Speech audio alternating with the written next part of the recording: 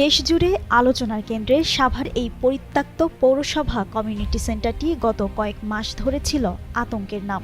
একের পর এক লাশ উদ্ধার আর লোমহর্ষক সব খুনের ঘটনায় এলাকায় ছড়িয়ে পড়েছিল চাঞ্চল্য।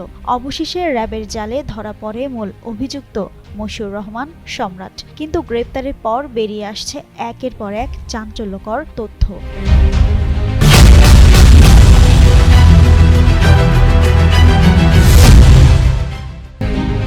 অনুসন্ধানে জানা গেছে তিনি কোনো প্রশিক্ষিত খুনি নন, বরং মুন্সিগঞ্জের এক মানসিক ভারসাম্যহীন যুবক, যে নিজেকে দুর্ধর্ষ কুখ্যাত সন্ত্রাসী বলে দাবি করতেন।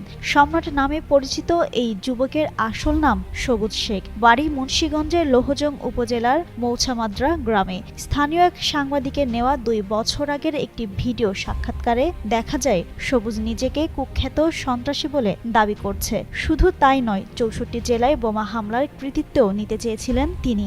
বকাবকি যে করে সবাই বকে খালি আমি তো মনে করেন আগে সাবার থাকতো যে মাদ্রাসায় পড়তো না, ওই পড়াটা সেরা দাম পরে মাথাটা গেছে গা। তারপর ওরে নিয়ে গেলাম পাবনা এলাকা, সবাইগুলো আমরা টাকা পয়সা দিই। একজনের একটা পাগল বলা ভালো হোক, আমরা তো ভাবছি পাগলই। ও মূলত সাইকো। এখন সাইকো আর বাপের একদিন বললাম, তুমি এক কাজ করো, ওর একটু ট্রিটমেন্ট করাও, দেখিও ভালো হয় কিনা। ওর বাপে ওদেরকে নিয়ে পাবনা গেছে, পাবনা যাইয়া ফেরত আইছে, করতে পারে নাই। পাবনা থেকে একবার পলাই গেল, হেও করতে পারে নাই। আমি নিজে অথরিটি হয়ে আমি রিহেপে দিচ্ছি।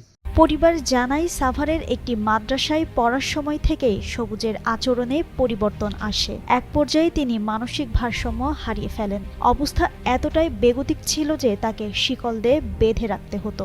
এমনকি শিকলবন্দি অবস্থায় তিনি নিজের বাবার বিরুদ্ধেই থানায় অভিযোগ দায়ের করেছিলেন। পুলিশ এখন খতিয়ে দেখছে সবুজের এই সিরিয়াল কিলিং মিশন কি কেবলই মানসিক বিকৃতি, নাকি এর আড়ালে তাকে কেউ ব্যবহার করছে।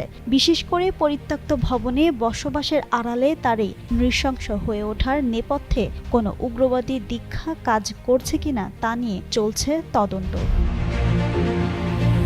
এদিকে সাভারের সাধারণ মানুষের মনে স্বস্তি ফিরলেও সবুজের এই দৈত্য পরিচয় নতুন করে ভাবিয়ে তুলেছে আইনশৃঙ্খলা রক্ষাকারী বাহিনীকে। মানসিক ভারসাম্যহীনতার আড়ালে বড় কোনো অপরাধী চক্রের সংশ্লিষ্টতা আছে কিনা, সেটি এখন বড় প্রশ্ন।